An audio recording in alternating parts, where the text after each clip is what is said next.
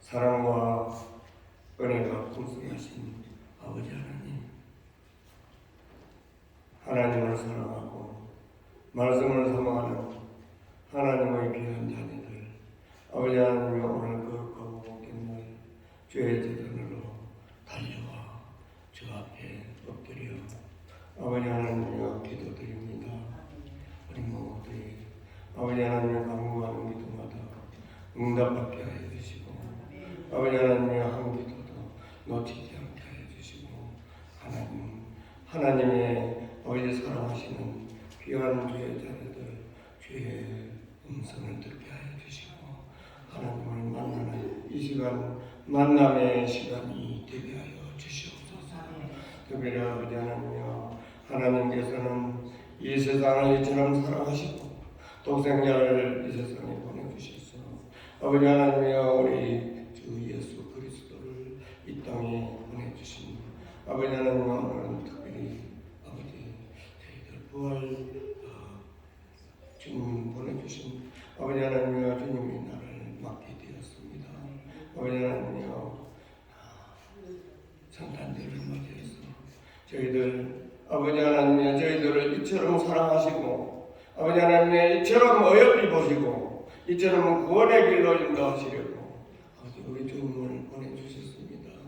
아버지 하나님 보내주신 아버지 하나님의 주님을 만나는 이 시간 되게 하여 주시고 주의 음성을 듣고 아버지 하나님의 주님이 인도하는 대로 따라가는 우리 모두가 되게 하여 주시옵소서. 우리 하나님 오늘도 저희들 심령 속에 주의 음성이 들려지는 아버지 귀한 시간 되게 하여 주실 줄로 믿사옵나이다. 오늘도 아버지 하나님이여 이 지구 전 곳곳에서는 아버지 하나님 말씀을 들고 달려가는 하나님을 사랑하는 귀한 아버지 하나님의 성교사님들 아버지 하나님 오늘도 말씀 들고 아버지 달려가고 있는 그 말씀 속에 우리 하나님 역사하여 주시고 그들에게도 하나님이 보내주신 독생자 예수 그리스도를 아버지 하나님의 성탄의 기쁨을 아버지 하나님과 함께하는 이 시간 되게 하여 주시옵소서. 우리 하나님께서 이 스프링스를 또 사랑하여 주시고 저희들을 사랑하여 주셔서 사랑의 귀한 재단을 우리 하나님 은혜 가운데 세워주셨습니다. 아버지 하나님 이 재단에 나와 머리 숙이는 심령마다 아버지 하나님 늘 주의 음성을 듣고 저희들 달려가는 저희들 되게 하여 주시고 주님이 저희들 마음속에 저희와 주님 안에 함께하는 시간들 되게 하여 주시옵소서. 우리 하나님 오늘도 이렇게 성탄 주일을 맞이해서 저희들 하나님께 예배를 올려드립니다. 하나님 저희들 이처럼 사랑하시고 하나님이 저희들 오늘도 저희들 아버지 하나님 붙들고 계시고 오늘도 이 시간도 함께하고 계시는 우리 하나님 저희들 가는 곳마다 있는 곳마다 주의 영이 함께하여 주셔서 저희들 주님 앞에 아버지 하나님의 또 한 해를 계획하며 살아나가는 저희들 되게 하여 주시옵소서. 지난 한 해도 우리 하나님 다사다난했던 한 해를 하나님 은혜 가운데 저희들 보내게 하여 주시고 이제는 아버지 하나님이여 아버지 저희들 희망찬 대망의 새해 아버지 하나님의 2026년을 아버지 하나님의 앞에 두고 있사옵나이다. 2026년에는 저희들 더욱더 주님 앞에 열심히 나아가는 저희들 되게 하여 주시고 주의 손목을 붙들고 달려가는 저희들 되게 하여 주시고 하나님 음성만이 저희들 길잡이 되게 하여 주시고 인도자 되게 하여 주시옵소서. 우리 하나님 이 재단에 아버지 하나님을 또 사랑하여 주셔서 귀한 아버지 목사님들 이 재단에 세워주셨습니다. 우리 홍 목사님과 김 목사님 하나님 늘 아버지 하나님 은혜에도 그들 계획 속에 사역 속에 주의 영이 함께하여 주셔서 주님께서 친히 인도하시고 함께하여 주시옵소서. 우리 또 홍 목사님 아버지 하나님의 이 시간 귀한 말씀 준비하고 이 재단에 엎드렸습니다. 들려지는 아버지 하나님의 말씀들이 저희들 생명의 길로 인도하는 귀한 말씀 되게 하여 주시고 주의 음성을 대언하는 말씀 되게 하여 주셔서 저희들 아버지 하나님이여 금년 한 해를 마감하며 명년 한 해를 열어가는데 희망찬 귀한 생명의 메시지가 되게 하여 주시옵소서. 이 시간 드리는 예배 우리 하나님께는 영광이요 저희 모두에게는 은혜의 담비가 흑적히 내려지는 이 시간 되게 하여 주실 줄로 믿사옵고 우리 주 예수님의 이름 받들고 기도 올려옵나이다.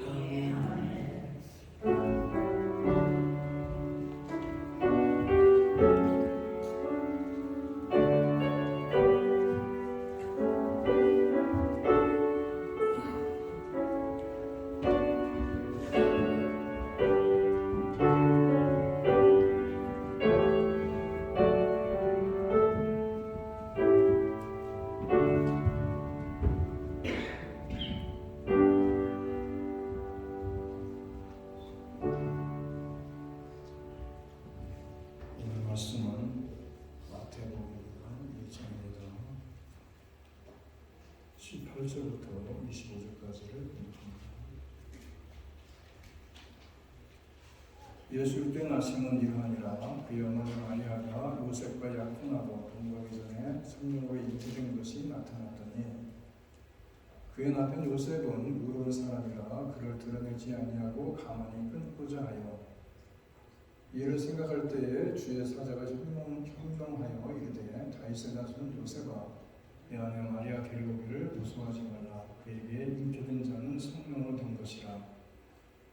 아들을 낳으리니 이름을 예수라 기뻐하라. 이는 그가 자기 백성을 그들의 죄에서 구원할 자이심이라 하니라. 이 모든 일이 된 것은 주께서 손자로 하신 말씀을 이루려 하심이니 이르시되 보라 처녀가 잉타하여 아들을 낳을 것이요 그의 이름은 임마누엘이라 하리라 하셨으니 이를 번역하면 하나님이 우리와 함께 계시라 함이라.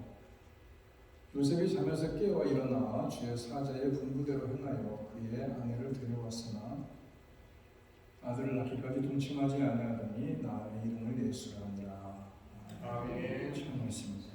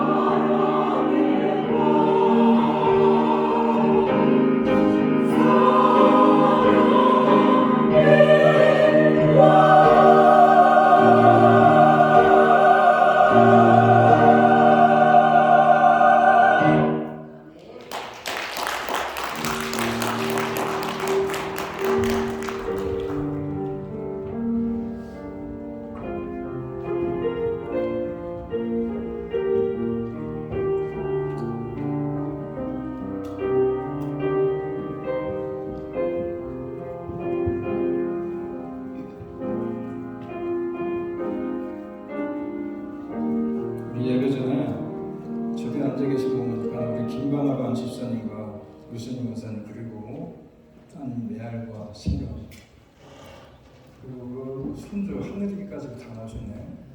오래간만에 오셨는데 박수로 좀 고맙습니다.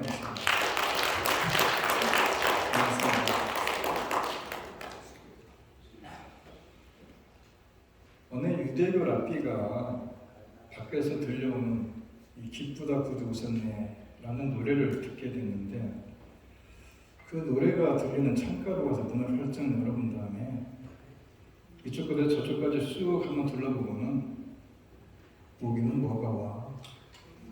아무것도 바뀐 것이 없는데 메시아가 정말 2000년 전에 이 땅에 왔다면 세상이 좀 살만해졌어야 되지 않느냐.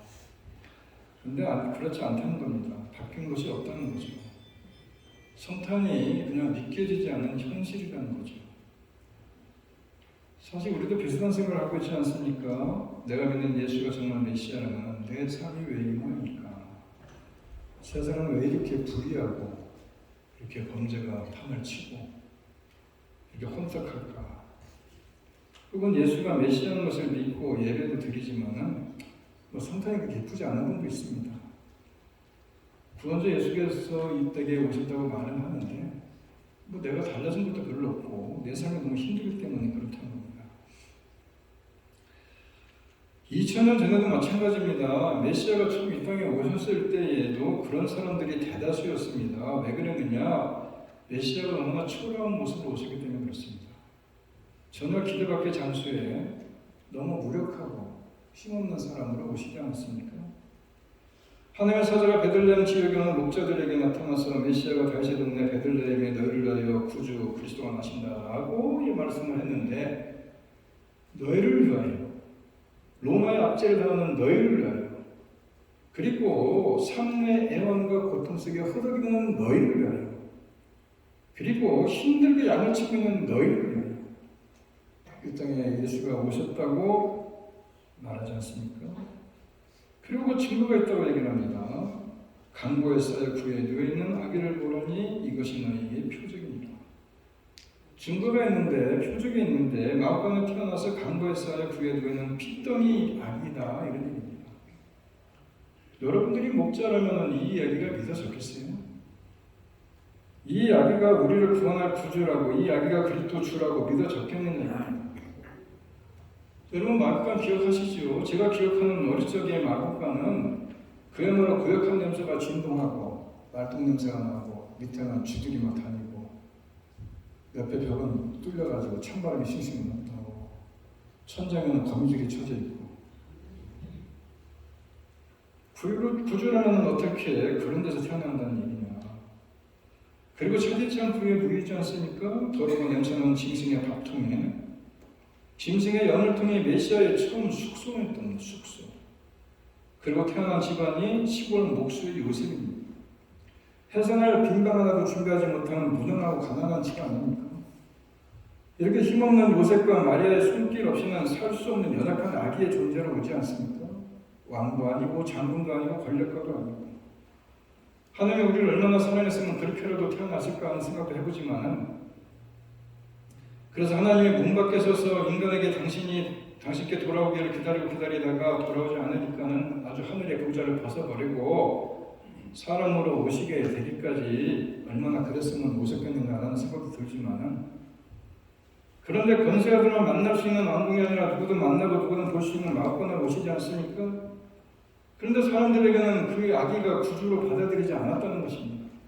너무나 초라하고 너무 연약했기 때문에 부정될 수밖에 없었고 기다리던 메시아, 오신다고 했던 메시아가 그렇게 오시기 너무 실망스러운 거 아니에요? 그래서 기쁜 성탄절이 되지 못했다는 겁니다. 기쁘다 구주 오실 때가 아니라는 겁니다. 하지만 그런 가운데에서도 기쁜 성탄절이 된 사람들이 있었다는 겁니다. 그 구에 있는 아기를 경배하고 영접한 지극히 소수의 사람들이 있었다는 겁니다. 그들에게 공통점이 있었다면 하나님의 말씀이라면 하나님이 하시는 일이라면 무조건 믿고 따르는 사람들, 특별히 예수님을 맡았던 요셉과 약혼자 마리아 아닙니까? 세상적으로 자랑할 것도 없고 목공일을 하는 천한 직업이고 하나님께서 당신의 아들을 맡아서 낳고 먹이고 키우고 할 자를 찾을 때 얼마나 신중하게 살펴봤겠습니까? 그리고 이들에게 맡기셨다는 것이 여러분 납득이 되십니까? 왜 그러셨겠느냐? 이들은 하나님이 팥으로 매줄 쓴다고도 믿는 사람이었기 때문에 이들에게 맡긴 거다. 마리아는 천의 몸으로 하나님의 아들을 잉태하고 낳는데도 믿었고 특별히 요셉은 마리아와 함께 예수님의 탄생에서 귀한 믿음으로 참여가 된 좀 믿음의 통로가 된 사람 아닙니까? 성탄의 사건에서 요셉이 보여준 믿음과 그 믿음으로 그가 감당했던 역할들 참 대단한 거 아닙니까? 당시 유대사에서 여인이 홀로 아기를 키우는 것은 생존조차 할 수 없는 매우 힘든 상황이기 때문에 요셉, 다시 말해서 육신의 아버지의 보호와 돌봄 없이 이 마리아가 혼자 예수님을 양육하는 것은 불가능한 일 아닙니까? 그래서 누가복음은 예수님 육신 어머니 마리아에게 초점을 둬서 썼고 마태복음은 육신 아버지 요셉에 대해서 초점을 맞춰서 쓴 겁니다.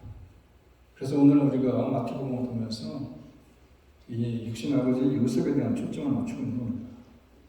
마태복음은 유대인들을 위해서 쓰여진 복음이 마태복음입니다.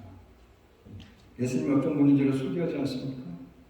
마태복음 1장 1절에 17절까지 족보가 나옵니다. 이것은 매우 중요한 일입니다. 유대인들에게는 족보라는 것이 역사의 새로운 시작을 알리는 습관이 있었기 때문에 창세기나 구약 곳곳에 이 족보가 등장하지 않습니까? 예를 들면 역대기 같은 경우는 바벨론 포로에서 돌아와서 에스라가 쓴 게 역대기인데 1장부터 9장까지 족보 얘기만 나옵니다. 아담부터 시작해가지고 쫙 족보 얘기만 나옵니다. 그것도 9장까지. 왜 그렇습니까? 이 유대인들은 새로운 시작을 알리고 그리고 새로운 변화를 알기 때문에 이 족보를 항상 듣는 겁니다. 그래서 족보를 통해서 소개되는 인물이 누구인지가 매우 중요한 건데 1장 1절부터 11절은 예수님이 어떤 분인지를 소개하는데 아브라함과 다윗의 자손이다 이렇게 얘기합니다. 아브라함과 다윗에게 하나님 주신 약속을 성취하는 분이다 이런 얘기인데 하나님이 아브라함에게는 어떤 약속을 합니까? 많은 자손을 주고 열왕의 복의 근원이 되게 하시겠다 이렇게 말씀을 하셨고 다윗에게는 강력한 통치와 견고한 왕권을 주겠다라고 말씀을 하셨는데 이렇게 아브라함과 다윗의 자손이다라고 이것을 합치면은 하나님 나라의 약속 아닙니까? 하나님의 백성, 하나님의 영토, 하나님의 주권 그것을 이루시는 분이 예수님입니다. 예수님이 다윗의 혈통으로 오실 때에 육신의 아버지는 아브라함과 다윗의 혈통인 요셉을 통해서 오실 것이다 이렇게 말씀하는 겁니다. 여러분 요셉이 누굽니까? 목수입니다. 그런데 다윗의 후손님은 왕손입니다. 왕손이 목수하고 있다는 것은 이미 뭡니까? 왕권이 몰락했다는 얘기 아닙니까? 그래서 다윗의 후손이었던 요셉 가문이 바벨론 포로에 가서 아마 먹고 살기 위해서 목수일을 배우지 않았겠나 생각을 하고 그리고 실제적으로 갈릴리에서 목수일이 많이 필요하니까 갈릴리에 가서 사람 전쟁을 한 겁니다. 근데 그 가운데 히브리어도 좀 배웠고 그 당시에 공용어가 아람어니까 아람어도 사용을 하셨고 그리고 헬라어도 좀 사용하지 않았겠는가. 왜냐? 예수님께서 이것을 하시는 거 보면은 아마 영향을 받지 않겠는가. 그런데 중요한 거는 성경에 그런 얘기는 나오지 않고 의로운 사람이다 이렇게 얘기합니다. 요셉이 가정과 일터와 신앙의 모든 면에서 올바르게 살았기 때문에 의로운 사람이다 이렇게 얘기하는 겁니다. 그런데 이 의로운 사람이 요셉이 이 뭡니까? 마리아와 동거하기 전에 임신했다는 소식을 듣고 얼마나 충격이 컸겠습니까? 마리아가 천사에게 하나님의 계시를 받고 하나님의 계시로 아기가 잉태되는 것을 혼자 숨길 수 있겠습니까? 자기 정혼자인 요셉에 가서 얘기를 해야 되지 않겠어요? 어차피 배는 불러올 텐데. 그래서 마리아를 말하던 요셉이 세 가지를 이해할 수 없고 믿을 수 없어서 괴로웠을 겁니다. 먼저는 성령으로 잉태됐다는 이 마리아의 말 자체를 믿을 수 있겠습니까? 여러분 같으면? 두 번째는 성령의 능력으로 잉태되었다는데 그 당시에 성령의 능력으로 아빠가 애를 낳는 거지 어떻게 성령의 능력으로 잉태를 했겠느냐. 이것도 믿지 못할 얘기 아니겠어요? 그런 거면은 그렇다 손 치더라도 왜 하필 나한테 이런 일이 있겠느냐 받아들이겠습니까? 마리아는 직접 계시를 듣고 몸으로 체험하기 때문에 확신할 수 있었겠지만 요셉은 마리아의 말을 믿어야 됐고 그런 모든 상황에서 요구되는 믿음이 있다는 것이 믿음을 요구하고 있다는 것이 매우 힘들었을 것이다 이런 얘기입니다. 그럼 하나님은 왜 정원한 관계에 있는 요셉과 마리아에게 예수님이 태어날 것을 왜 거기서 태어나게 했겠느냐? 정원이라는 독특한 유대 문화를 사용하신 것입니다. 당시 유대인들은 결혼 문화가 공식적인 부부가 되기 전에 1년 전에 약혼을 합니다. 정혼을 한다는 거죠. 그리고 1년 동안 공식적인 결혼이 사실은 기간을 보내고 나서 이루어지는데 그런데 기간 동안에 남편과 아내라고 부를 수도 있는 겁니다. 그래서 이 기간 동안에 파혼을 하려면은 이혼의 절차를 밟아야 되는 것이고 그리고 함께 살지는 않지만은 그게 문화긴 하지만은 그래도 그 가운데서 A가 태어나면은 그것은 사생아가 아니라 적법한 애로 인정을 해주는 그런 문화라는 얘기죠.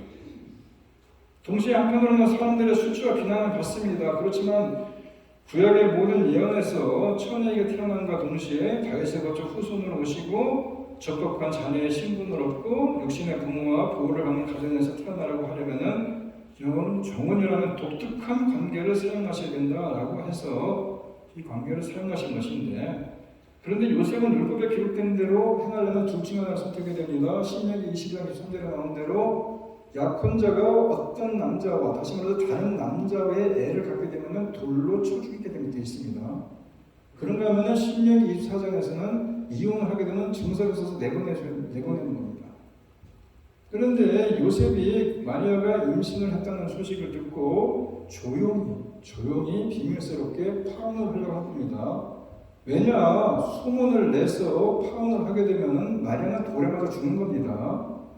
그런가 하면은 묵인하고 혼인을 하면은 그 수치를 다 당해야 되는 거기 때문에 이게 얼마나 고민이 됐겠습니까? 그래서 처음에 요셉이 남몰래 파혼을 하려고 했다는 것인데, 왜냐, 마리아를 믿지 못했기 때문 아닙니까? 그런데 하나님이 요셉을 택한 이유가 바로 여기 있습니다. 만약 그가 신중하지 못하고 쉽게 분노하고 감정대로 행동하는 사람 같았으면은 마리아와 예수님 모두 매우 위험한 상태에 처했을 텐데, 다행히 요셉은 매우 신중했고 감정에 따라 행동하지 않았기 때문에, 그래서 마리아를 보호하지 않습니까? 가만히 끊고자 한다고 얘기합니다. 가만히. 그래서 남편 요셉은 의로운 사람이라는 소개에서 말하는 것처럼 이것은 인간적인 면만 아니라 신화적인 면에서도 하나님의 말씀을 지키고 경건한 사람이었다, 이런 얘기입니다. 그래서 20절 보게 되면은 이 일을 생각할 때에 주의 사자가 현명하게 이르되 다윗의 자손 요셉아, 내 아내 마리아 데려오기를 무시하지 말라. 그에게 잉태된 자는 성령으로 된 것이다. 자신의 약혼의 마리아가 혼에 임신한 것을 알고 요셉은 생각이 많아졌겠고 이를 생각하다 잠이 들었는데, 이 잠에 보니까는 주의 사자가 현명한 겁니다. 거기에 보게 되면은 보라라는 감탄사가 들어있습니다. 이게 무슨 얘기입니까? 꿈속에 나타난 주의 사자가 하는 얘기가 뭡니까? 놀랍게도 요셉의 이름을 알고 부르고 있고 요셉의 족보를 알고 있고 다윗의 자손이라 부르고 있으면서 뭐를 얘기합니까? 마리아 데려오기를 무서워하지 말라. 이 말은 주저하지 말아라. 요셉이 주저하는 그 말해야 될 이유를 얘기하는데, 왜냐하면 성령으로 잉태되기 때문이다, 이렇게 얘기하고 있는 거 아닙니까? 여기서 깨달으신 것이 있다면 인간적으로 괜찮은 사람이고 신앙적으로 경건한 사람이지만은 가만히 끊고자 했던 그의 판단이 하나 틀리면 큰 실수를 할 뻔한 거 아닙니까? 예수님 이 땅에 못 올 뻔한 거 아닙니까? 깊게 고민하고 그래서 내리는 사람의 결정이 때로는 잘못된 판단이 될 수도 있음을 우리가 알고 늘 주의 말씀을 깨닫는 것도 참 중요한 거 아니겠어요? 그래서 21절 보게 되면 아들을 낳으니 이름을 예수라라. 그는 자기 백성을 그들의 죄에서 구원할 사람이다. 요셉이 가브리엘을 천사로부터 든 뭘 듣느냐? 자신의 아내의 몸에서 태어나기가 예수라고 하는데, 예수가 가진 의미가 뭔지를 설명하지 않습니까? 자기 백성을 그들의 죄에서 구원할 자라고 얘기하지 않습니까? 자기 백성이 누굽니까? 예수의 백성 아닙니까? 예수의 백성이 누굽니까? 예수를 주권자라고 왕으로 여기는 아들이라는 것이고, 그것이 바로 우리의 구원자 예수를 믿는 모든 사람들이 자기 백성이다, 이런 얘기입니다. 다시 말해서 예수의 백성이 누구냐? 예수를 구주로 믿는 사람이다, 이런 얘기입니다. 이 백성들이 왕이신 예수님으로부터 경험하는 것이 뭡니까? 죄로부터 구원 아닙니까? 22절 3절을 보게 되면 이 모든 일이 된 것은 주께서 선지자로 하신 말씀을 기록하심이라. 이르되 보라, 처녀가 잉태하여 아들을 낳을 것이요 그의 이름은 임마누엘이라 하리라 하셨으니 이를 번역한즉 하나님이 우리와 함께 하시다. 여러분, 이 얘기는 이사야 7장 14절에 나오는 얘기입니다. 이사야 선지자가 유다 왕 아하스에게 한 얘기입니다. 아하스가 지금 풍전 등화예요. 왜냐? 북이스라엘하고 원래 솔로몬 이후에 남북 왕조가 나눠집니다. 북은 이스라엘, 남쪽은 유다. 그런데 북이스라엘이 세력이 10개 집합해갔어요. 굉장히 큰 거죠. 그런데 북이스라엘이 북에 있는 아람과 손을 잡고 남쪽 유다를 쳐들어왔습니다. 아하스 왕이 죽게 생겼어요. 그럴 때 이 이사야 선지자가 나타나서 무슨 얘기를 하냐면은, 염려하지 말고 낙심하지 마라. 내가 저들을 불에 탄 부직갱이 같은 그런 그루터기로 만들 거니까 걱정하지 말아라. 그러면서 내가 징조를 보여주겠는데 그것은 바로 처녀가 잉태하여 아들을 낳을 것이고 그 이름이 임마누엘이라 하리라. 무슨 얘기냐? 이것은 가장 큰 위기에 휘둘리고 있는 그들에게 그 위험 속에서 아들이 처녀에게서 나신 증거가 뭐냐? 하나님이 함께 하신다는 것이고 그래서 구원해 주시겠다 이런 얘기를 합니다. 그리고 실제로 아람과 북이스라엘을 물리쳐 줍니다. 우리가 살면서 인생의 위기를 만날 때도 마찬가지입니다. 염려할 수밖에 없고 낙심할 수밖에 없을 때에 처녀가 잉태의 아들 보신 예수 그리스도를 내가 구주로 믿고 있는 한 하나님이 함께 하심으로 그 모든 문제들을 잠재우게 하신다 이런 것이 아니겠습니까? 이것이 예수님 탄생해 주는 능력인 것 아니겠어요? 그리고 바로 그 임마누엘을 이 천사가 요셉에게 말하지 않습니까? 천사가 잉태의 아들을 낳을 것이고 그 이름이 임마누엘이라. 임마누엘은 번역하면 하나님이 함께 하시다. 여러분, 예수님이 이 땅에 어떻게 오셨습니까? 사람의 방법으로 혼의 임신이 아닌 전능하신 성령의 하나님의 능력으로 이루어진 천녀 잉태라는 거 아니겠습니까?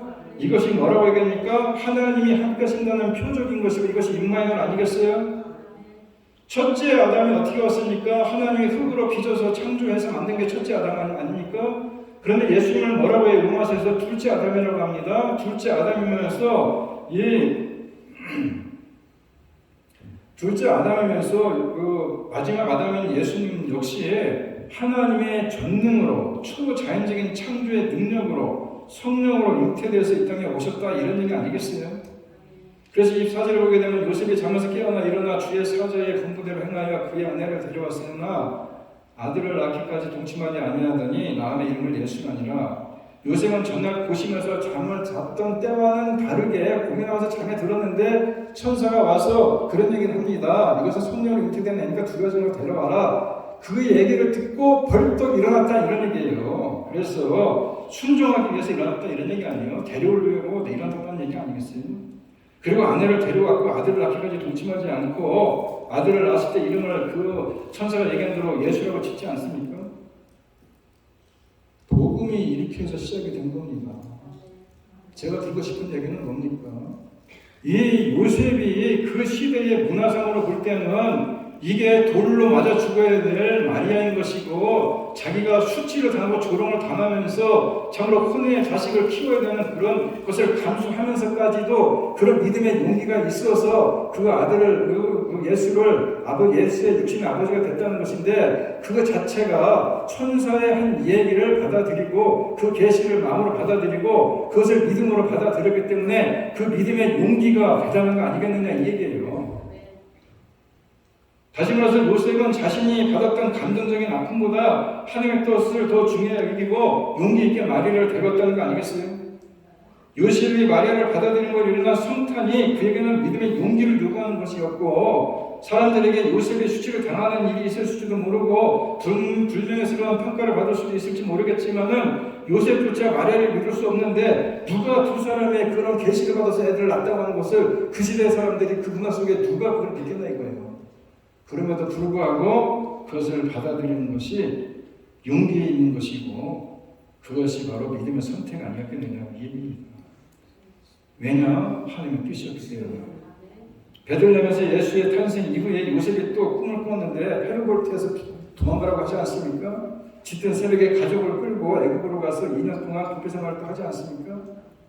요셉이 꿈꾸던 결혼 생활 이런 거 아니지 않겠습니까? 그럼에도 불구하고 그 모든 일을 감내하고 감당할 수 있었던 것은 하나님의 뜻을 쫓아서 갈 수 있는 믿음의 용기가 있었기 때문에 그게 가능했다 이런 얘기인 것입니다. 이렇듯이 예수님의 탄생이 이루어질 때에 요셉에게 요구되어졌던 이 믿음의 용기가 성탄절을 맞이하는 우리에게도 요구된다 이런 얘기입니다. 다시 말해서 예수님의 오심이 뭡니까? 자신이 주인된 삶을 살던 이들에게 예수님이 주인된 삶으로 나오라는 믿음의 용기를 요구하지 않습니까? 자신이 왕으로 군림하던 삶에서 예수님이 왕으로 고백하는 삶으로 나아갈 것을 요구하는 거 아니겠습니까?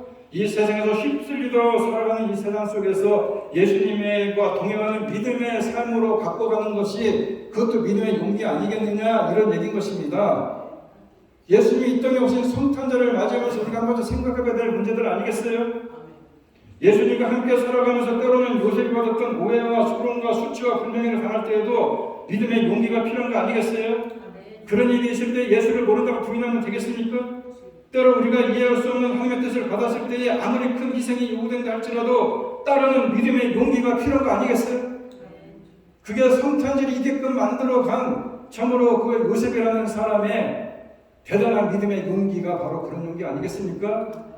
사람들의 조롱과 수치와 여러 가지 불명예스러운 평가가 있을지 모르겠지만 그럼에도 불구하고 하나님께서 귀한 성령의 잉태를 통해서 마리아가 잉태할 것이니 그 말을 데려오라, 그 얘기를 믿음으로 하나님의 뜻을 따라가는 그 용기, 그 대단한 용기가 있었기에 성탄이 있었던 거 아니겠느냐, 이런 얘기입니다. 오늘도 우리가 성탄을 준비하면서 하는 얘기가 때로는 우리가 하나님의 일을 하면서 큰 희생을 요구할 수도 있고 내가 참으로 억울한 일을 당할 수도 있고 힘든 일을 당할 수도 있지만은 하나님의 뜻이 무엇이라 생각한다면은 그 일을 감내할 수 있는 믿음의 용기가 필요한 거 아니겠느냐, 이런 얘기예요. 예수님 당시의 사람들은 눈에 보이는 대로만 판단했기 때문에 초라하고 연약한 예수님은 눈에 들어오지 않았다는 것입니다. 아무리 강구에 쌓여있는 핏덩어리가 예수라고 증표해도 누가 그걸 믿겠느냐, 이겁니다. 강하고 부하고 활용력만을 쫓았기 때문에 지금 초라하게 구에 누인 예수 그리스도를 경배할 수가 없는 거 아니겠어요? 하나님이 하시는 말씀, 하나님이 하시는 일을 무조건 믿을 마음의 준비가 되어 있지 못했기 때문에 예수님이 왔을 때에 기뻐하지 못했다는 겁니다. 그래서 불행하게도 수많은 사람들이 성탄을 잃어버린 거 아닙니까? 성탄인지도 몰랐고 기뻐할 줄도 몰랐고 예수님이 오셨음에도 불구하고 경배하지도 않았다는 겁니다. 예수님과 가장 가까이 있었던 베들레헴 사람들이 그랬다는 거예요. 베들레헴 사람들 뿐이겠습니까? 여러분들도 성탄절이 무덤덤합니까? 내가 믿는 주님이 무력하고 초라한 마구간 구에 예수가 터져서 주님에 대한 기대감도 감사도 경배도 흐려졌습니까? 그래서 주님께 걸었던 내 인생에 대한 소망도 없습니까? 그냥 믿어야 되니까 여기 나와 있습니까? 아니면 습관에 이끌려서 나와 있습니까? 그렇다면 애석하게도 여러분 성탄을 잃어버린 것입니다. 베들레헴 사람들처럼 성탄을 잃어버린 겁니다.